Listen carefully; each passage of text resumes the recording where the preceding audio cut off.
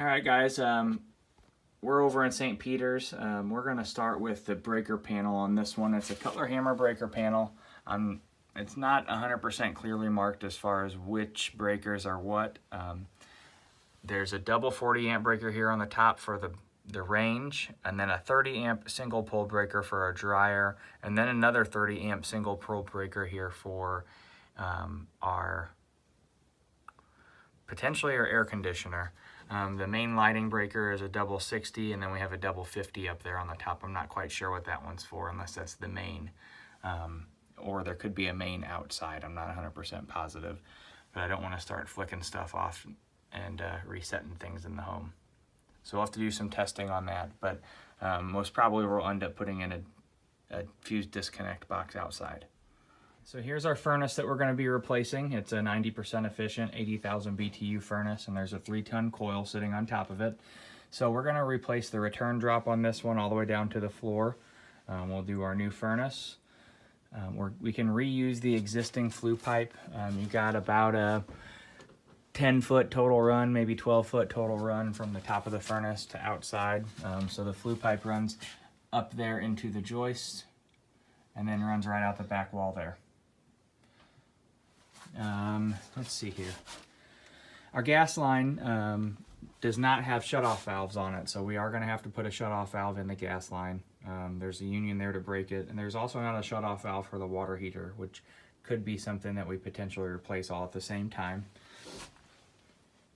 The water heater would need a thermo expansion tank installed, and then we'll get rid of that aluminum flue pipe up there on the top and put in some galvanized flue. So we'll just go from the flue T there all the way back down to the top of the water heater with new flue pipe. Condensate drain lines run out of the front of the unit, and they go right over here to a floor drain. And then the refrigerant lines run up into the ceiling. They are properly sized, but they run right up into the ceiling here and then run right out the side of the house over here. So we can reuse the existing refrigerant lines. Let's see here. New April Air 5-inch media cabinet will be on the side of the unit, and then let me get around the back side over here. We have a humidifier that's been installed. It's a bypass humidifier that's installed on the back side of the unit. So I can talk to the homeowner, potentially just reuse that or put a new one in. It's an older Lennox humidifier. So that should be everything down here. Next video will be from the outside air conditioner unit. We're going to pull this unit up off the ground. We'll remove these cinder blocks. We'll put a new pad down on the ground. We'll probably level it out with a couple pavers underneath it. So enough pavers just to cover the bottom of it. One layer of pavers should be good. Refrigerant lines can stay. We'll just re-insulate the suction line on the outside of the house here. Put our filter dryer in.